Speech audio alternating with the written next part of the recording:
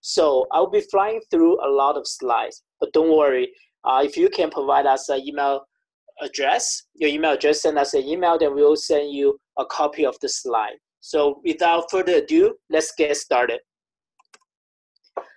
So in today's presentation, I'm going to talk about what is credit and credit report, what makes up a credit score, and how to improve it. Then I'll talk about identity theft. It's a growing crime that hurts many Canadians financially. So if you have any questions during the presentation, well, just type in your question in your chat box, and I will answer them at the end of the presentation. So what is credit? Well, credit is whether you have the ability to borrow money and purchase goods and services when you need them. So common type of credit include installment loans for large purchases such as a home or a car, as well as revolving credit arrangement, including credit cards and line credits. You can think about credit as like buy now and pay later.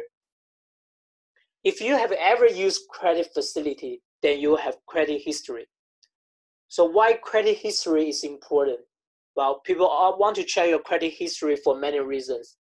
Everyone knows when you apply for a credit card or loan, a lender will likely check your credit history.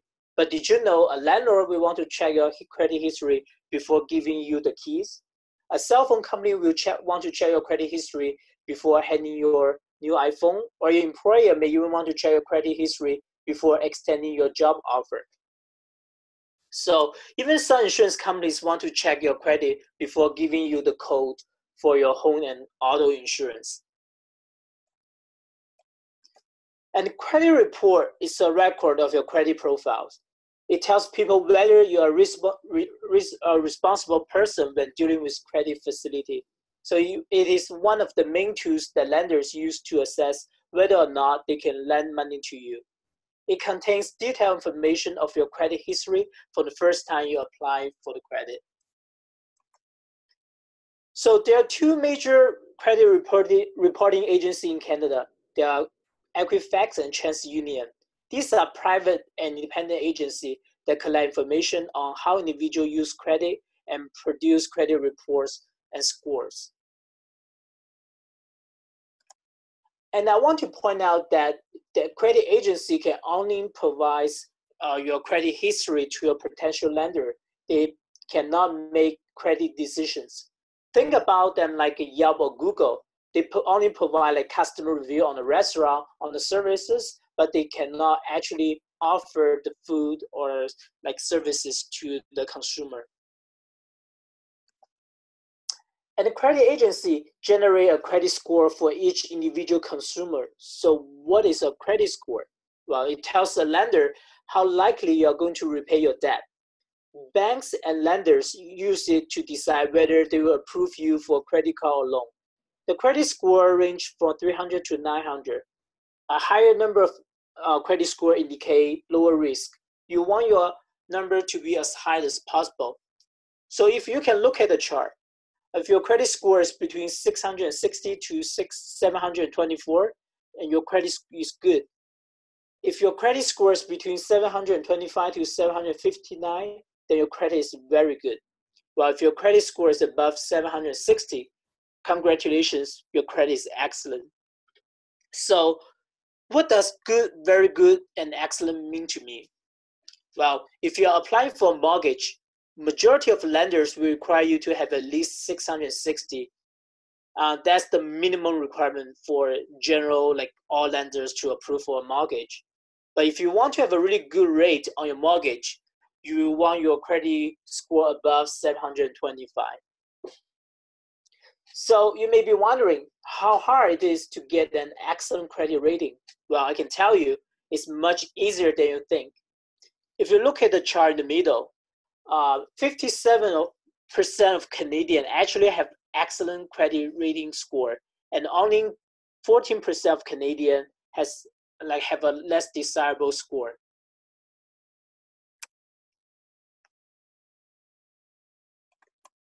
So what makes up your credit score? Well, payment history makes up about 35%. Utilization ratio makes up about 30%. Length of credit makes up 15%. type of credit and inquiries each accounts for 10% of your credit score. So, but don't worry about them right now because I will explain them each individual component in details in the next few slides.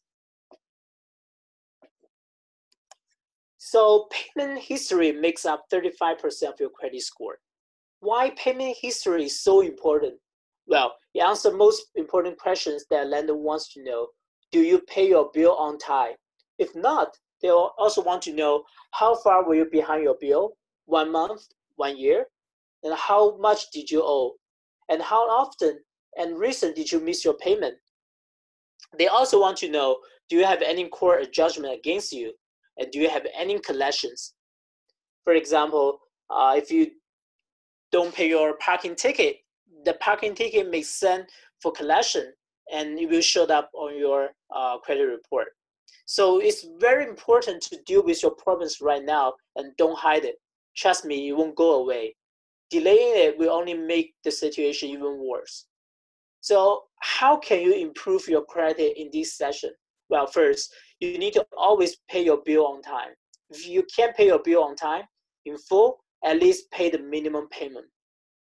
So if you don't know, that's a huge difference between paying your bill in full and minimum payment. If you make a full payment, you don't pay any interest on your purchase, like in terms of credit card. But if you only make a minimum payment, you'll be charged interest from the first day of your purchase. So normally a credit card will charge 20% above for the interest on outstanding balance, and that's a lot of money. So if you want to learn more about credit card, please join me for another webinar, Understand Credit Cards and Pitfalls to Avoid. It is on Thursday, November the 8th, 7 to 8 p.m. And I will talk about that later about the webinar. So if you don't want to forget to pay your bill, another tip for you is to set up a pre-authorized payment for all your credit accounts. So in that case, money will be directly withdrawn from your bank account, and there's no late payment regarding the paying your bills. And also try to make sure that you can have a debt level you can manage. So don't take on more debt than you can manage, and have a budget and try to stay within it. So if you have a chance to look at your credit score, credit report before today's session, you'll discover that Equifax will assign a rating to each individual credit facility. It ranges from R0 to R9. If you pay your bill on time, you will receive an R1 rating. And if your bill is placed for collection, then you will receive an R9 rating. So these charts give you some information on how to read your credit report.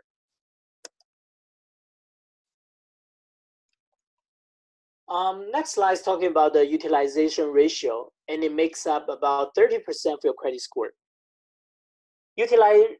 Utilization ratio answers questions on how much of total credit is being used. You want this ratio to be as low as possible. It is calculated by using credit use divided by total credit.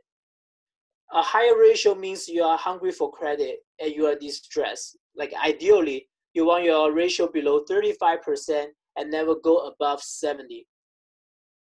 So here's an example. Let's say you have a credit card having $1,000 credit limit and you use $800 a month for like living expenses like food, entertainment, etc.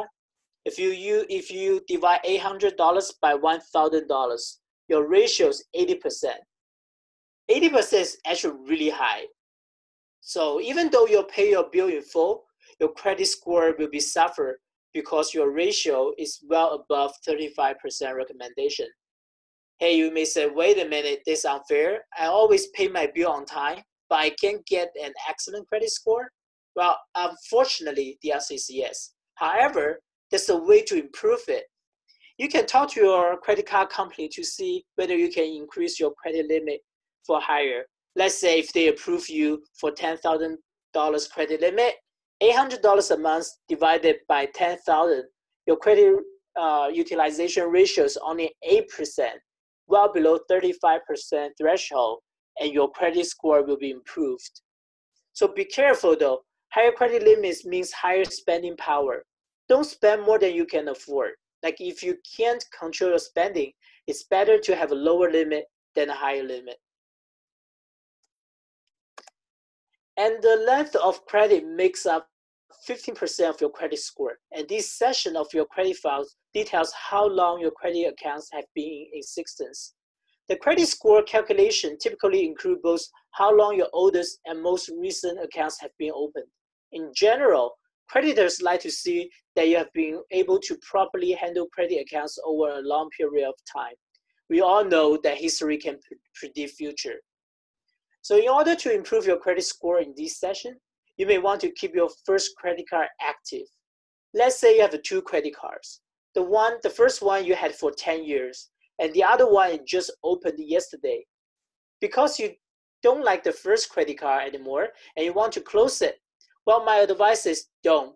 Because if you close it, your credit history will decrease from 10 years to 1 day, and it will make an impact on your credit score. And the next slide is talking about the types of credit. So what is your credit mix? Well, generally, there's 2 types of credit.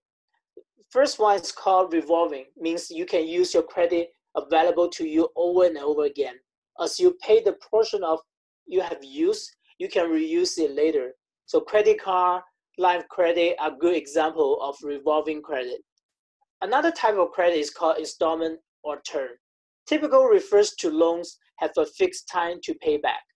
Student loans, business loans, personal loans, mortgage are all considered installment credit. And type of credit makes up 10% of your credit score. Like, why is it important? Because like from a lender's eyes, revolving debt is considered riskier than installment. Why? Think about it. If I ask you which one is harder to apply, mortgage or credit card, you probably say mortgage because it requires a lot more documents upfront, like your notice of assessment, employment letter, your T4 slip, etc. And if you want to apply for a credit card, you can simply fill out an online application.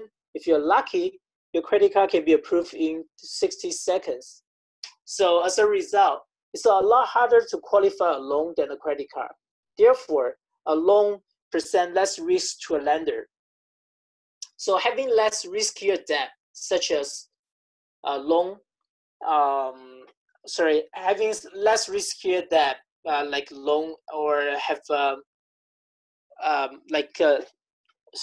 should say, you want to have a less riskier debt like revolving credit, like credit card, and more manageable debt like installment loan and term loan, because the mix with higher risk ratio will lower your score. If your mix has like less risk ratio, then will kind of improve your score. So in the financial world, we call revolving debt actually a bad debt, and installment loan a good debt.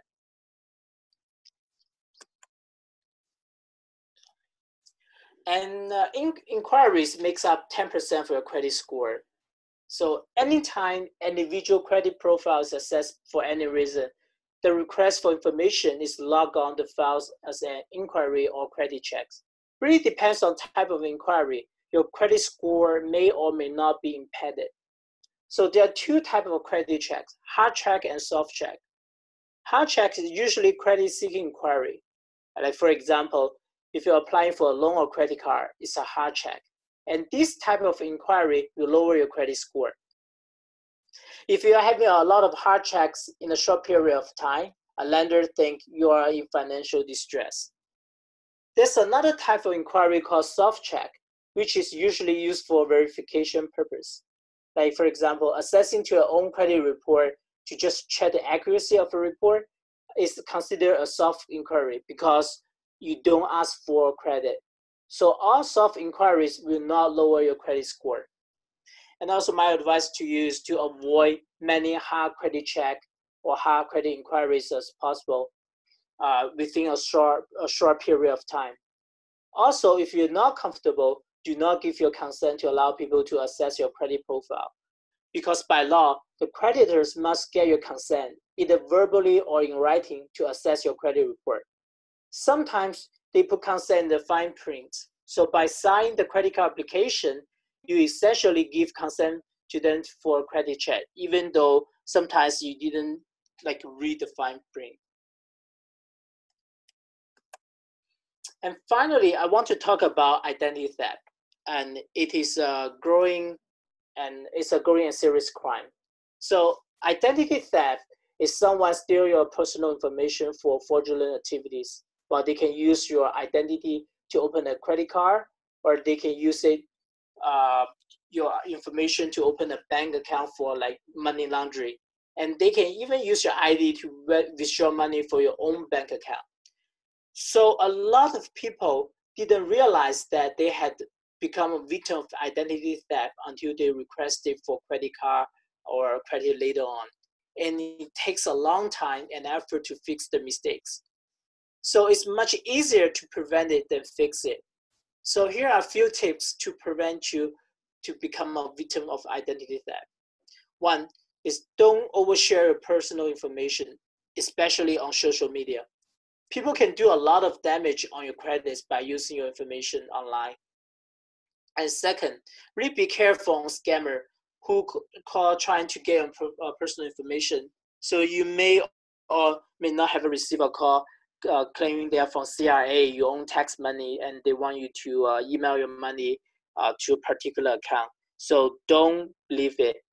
If you want to make sure it's a legitimate call from CRA, usually you should call them back, call the official telephone number and ask for speaking to the particular agent they claim it to be to be. So it's much easier for you to call back and talk to the right person than giving out your information whatever people call you and ask about.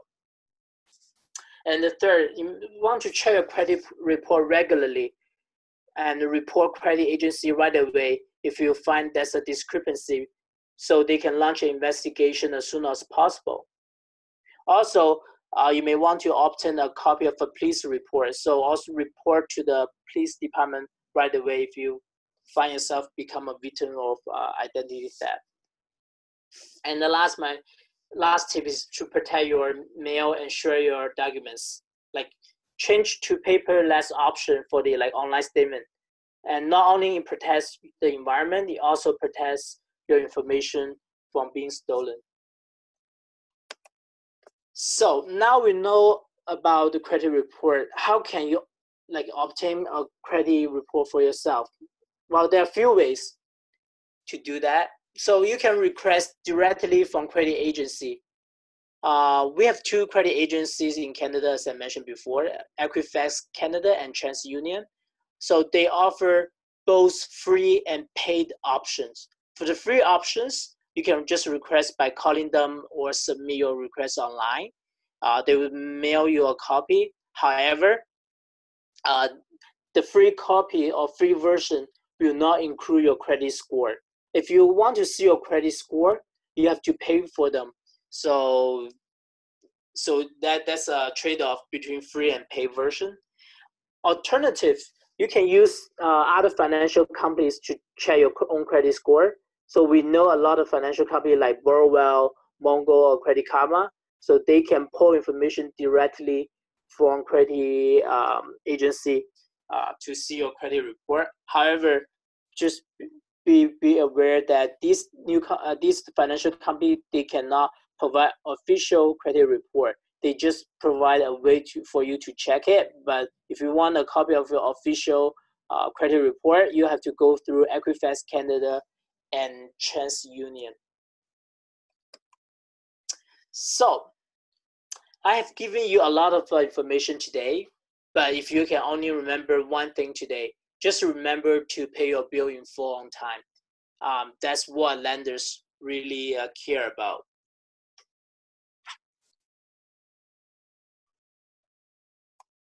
So here are some information about the resources available to you, including Equifax Canada and TransUnion, the website there.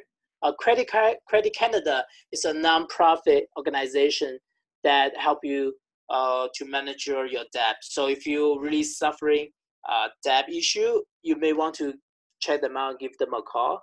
And also we have a Consumer Agency of Canada, Office Consumer Affairs, Community Legal Education Ontario. These are like official government's websites, so you can certainly check them out to get more information. And now I want to pass back to Michael to talk about upcoming webinars we are going to offer. Thank you, Alan. So as mentioned, we're really excited to be hosting this webinar series, and there are 3 more sessions coming up. One is on business planning and market research. The next is on understanding credit cards and pitfalls to avoid. And the last one is on business financials. So if you are interested in any of these webinars, if you have any questions, you can contact us at info@accessccf.com. Otherwise, you can go directly to our website, accessccf.com. And at the bottom right, you'll see a link to our webinar page. And also there's a link to Eventbrite where you can register directly as well. Now, we did want to allow some time in this session for a Q&A. So I'll just get Alan to put up the next slide. So, you know, often you may have specific questions, and I know there were a couple of questions that came in via email. So if you would like to ask a question, once again, if you go down to the bottom right to the menu bar, there is a chat feature. You can open that up and you can submit a question that way. I've also sort of adjusted the unmute controls. So if you'd like to ask a question directly, you can actually unmute yourself and you can ask a question that way.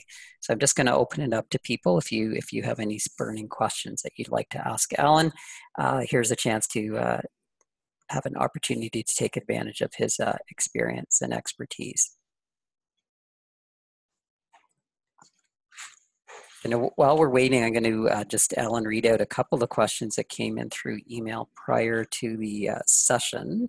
One of the questions is, are there advantages of having more than one credit card? That's really a great question.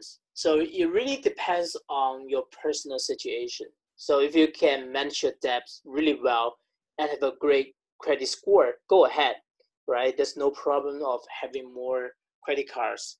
But if you have already struggled in managing your debt, current debt level, and opening a new credit card is like digging a deeper hole for yourself. Like in that situation, you may even want to close some of your existing credit card accounts instead of opening a new one.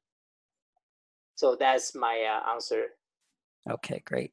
Another question was, how often should I check my credit history? And if I download a copy, can I submit this to lenders so I don't have to lower my credit score? Well, you should check your credit reports once a year. But if you really want to manage your credit, you can sign up for those credit alert offered by the credit agency. They usually charge you like $10, $20 a month to monitor your credit reports. So when there's a change on your credit profile, credit agency will send you an alert to let you know that the change. So, but it costs money to do that. Well, unfortunately, you cannot submit your personal copy of your credit history to lender. They have to check your credit history directly to avoid like kind of fraud or misinterpretation, those kind of like errors. So as I mentioned before, like credit seeking inquiries is hard check, so it will lower your credit score. So there's no way to avoid it unless you use your like a pre-approved credit, sometimes offered by the lender. Let's say they pre-approved it for a credit card. If you take those kind of offer, it won't lower your credit score. And having said that, that's hidden benefit of knowing your credit score beforehand, like before seeing a lender. Let's say you're going to apply for a mortgage and you know your credit score won't meet a particular lender's underwriting requirement. Knowing that first, you may avoid to apply for a mortgage from that particular lender, because if you're going to apply for a mortgage, the lender will do a hard check on your credit profile and it will lower your credit score. So And because your score is lower than their requirement, they will reject your like credit application anyway. So knowing your credit score first before you're applying may save you an unnecessary hard check. So to answer the questions, no, you cannot use your personal credit report to submit for a lender, but it helps you to plan ahead before meeting a lender to discuss your credit application. That's a good point. There's one more question, but just to remind everybody, if you have any questions you'd like to ask Alan, you can just add those into the chat box. So the final question that came in through email, Alan, was when I go into Walmart or Canadian Tire, I'm often offered a credit card. Is it a good idea to take a credit card through one of those types of institutions? And I know I've had that experience as well. Often you go in and there's someone standing there that's kind of encouraging you to take out a store credit card. I think that that's similar to the first questions that you have asked about whether to accept the credit card offered by the Walmart or Canadian Tire or the Bay. Well, there are some benefits about having more than one credit card. Like first, you have a backup account. So if your primary card is stolen or lost, it will take a few days for your lender to send you a new credit card, or even sometimes take a few weeks. During the time, you want to have a backup like credit card to use without any interruption. Let's say you have some bills need to be paid, so you don't have the primary credit card. You could definitely use another credit card. It's available to you to pay for the bill. And the second, having a credit card, like a new credit card, will increase your total credit limit.